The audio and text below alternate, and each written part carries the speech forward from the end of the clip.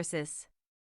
England highlights. La Roja wins 1-0, secures first World Cup title.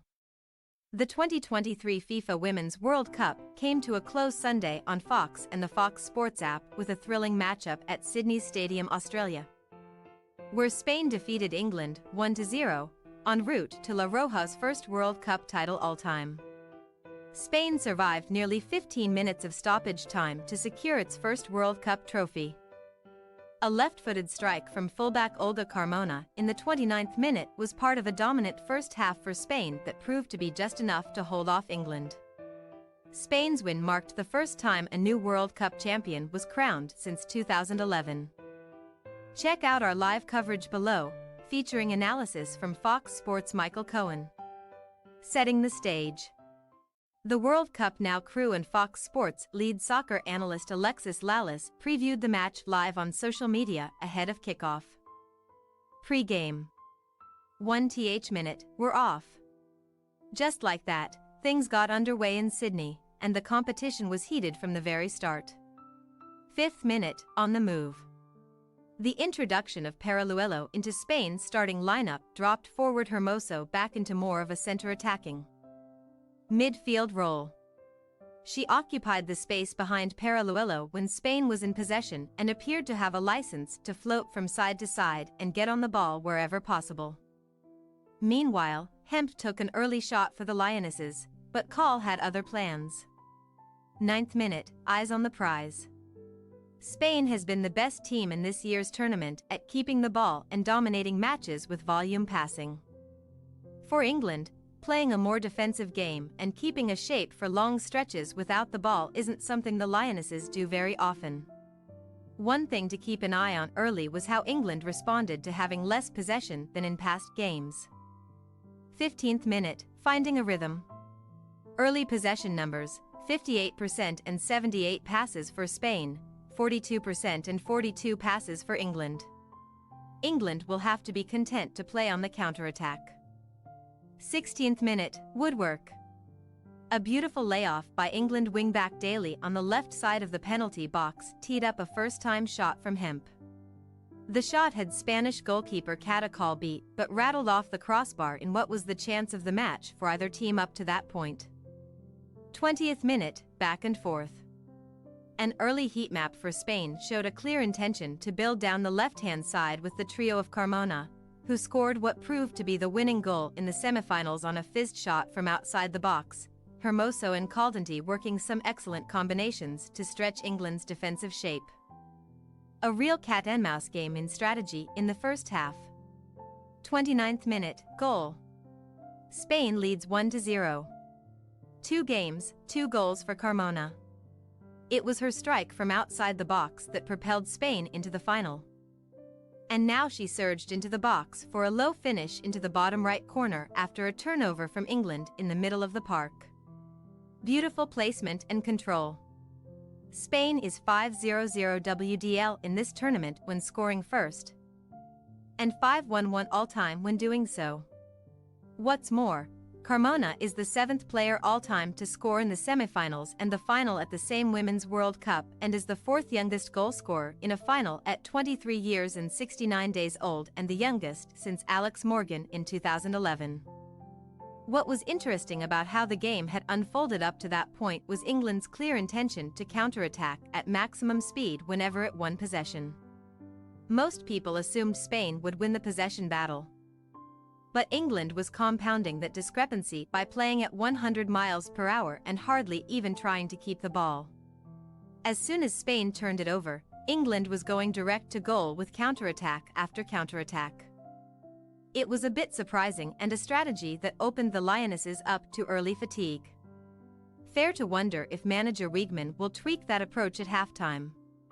Might England be better served by forcing Spain to defend for longer stretches? Teams with less possession can still keep the ball for short spells without going straight to goal. 46th minute, building momentum. Best spell of possession for England in terms of passes strung together, but the Lionesses were unable to advance the ball out of the defensive third. All they could manage was to play the ball from defender to defender, defender to midfielder, with nothing to break the Spanish lines and push forward. Meanwhile, the high press and counter-press from La Roja was really causing problems for Wiegman's team. Nearly every location on the field where Spain won tackles came in England's half of the field, demonstrating just how potent and effective its pressing/counter-pressing has been. Halftime, what a clinic by Spain. Vilda's team had thoroughly outclassed England through 45 minutes on both ends of the pitch. Offensively, Spain kept 64% possession and outpassed the Lionesses by 303 to 178. The Spanish had a 5-2 edge in total shots, a 2-0 edge in big chances, and teenage sensation Salma Paraluelo struck the outside of the right post just before halftime. Had that ball snuck inside the post, England would have been in a world of trouble at 2-0 down. Defensively, the waves of pressure from La Roja gave England all kinds of problems. Walsh, Ella Toone, and Alex Greenwood were the only English players with at least 80% passing accuracy Sunday, while the Spanish had 7 such players.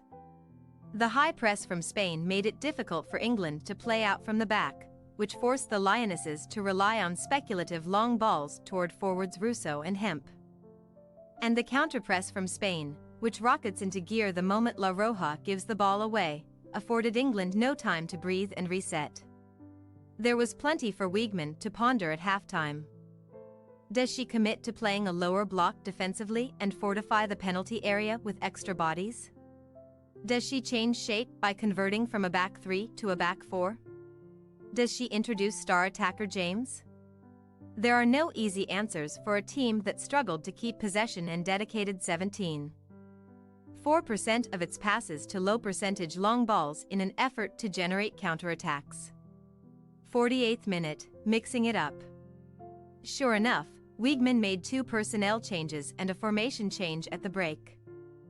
Attackers James and Kelly replaced Alessia Russo and Rachel Daly, respectively, as England shifted to playing 4 in the back for a revised formation of 4-4-2. 54th minute, huge chance. England was performing much better in the first few minutes of the second half. Kelly, one of the halftime substitutes, whipped in a beautiful cross against the high Spanish backline. Lauren Hemp got on the end of the cross at the back post but was unable to direct it on frame. A golden opportunity for England went awry, but creating that kind of chance so early in the half should instill some confidence for a team that desperately needs it. An early look at James and Kelly through the opening 12 minutes of the second half showed that they were doing what Wiegman wanted them to do: stretch the field laterally by providing width in the attack. James had more of a license to drift infield than Kelly, who was essentially playing along the touchline. 60th minute, Spain makes changes. Spain manager Vilda made his first change of the second half by replacing right-winger Alba Redondo with Eugenio Hernandez, which was an interesting move considering Hernandez primarily plays as a defender. She was slotted in along the right wing where Redondo had been playing. Perhaps Vilda wanted a more defensive-minded player in that position as Spain continued to protect its 1-0 lead. 68th minute, handball. A lengthy VAR check sent the referee to the monitor to review a potential handball in the box against England's Kira Walsh. The ball struck Walsh's right hand as she lunged toward her right to impede Mariona Caldentey. The review took several minutes, and the end result was a penalty kick awarded to Spain, a massive decision. 70th minute, denied. Jennifer Hermoso's shot was saved by Earps, who dove to her left and caught the shot. A poorly taken penalty kick by Hermoso, shot didn't have enough pace, nor was it close enough to the corner, but credit to Earps for guessing correctly and making the crucial save. That was the 3rd penalty in a Women's World Cup final excluding shootouts all time and the 2nd to be saved. Still a long way to go, but a good bit of stoppage time can be expected once this game reaches 90 minutes due to the lengthy VAR review, the multiple substitutions by Spain, and a player down injured. The referee already pointed to her watch to let the England bench know that she's monitoring all the stoppages thus far. 78th minute, zeroing in. Credit to England manager Sarina Wiegman for her halftime changes. The second half possession numbers now favor England 53% to 47%, while the introduction of Lauren James and Chloe Kelly really gave the Lionesses some pace and some life on the flanks. A significant turnaround from the opening 45 minutes. 90th minute, Alexia Putellas enters. Spain's two-time Ballon d'Or winner entered in the 90th minute after starting the game on the bench yet again. 92th minute, no quit. England began to look leggy and fatigued as stoppage time got underway. Spain began to string together passes for longer spells of possession. All that defending and high-speed counter-attacking England did in the opening 45 minutes was so taxing. And it was fair to wonder if the Lionesses were running out of gas after chasing shadows in the first half. The one player who continued to look sharp was goalkeeper Mary Earps. 97th minute, closing out with style. Some proper gamesmanship from the Spanish, who were milking every free kick and every stoppage, a few seconds here, a few seconds there. Impressive game management from Jorge Vilda's team. Knowing how to close out games is a skill, and Spain did a nice job. Spain 1, England 0. Thanks for your watching. Don't forget to click the subscribed button and hit the bell icon for more.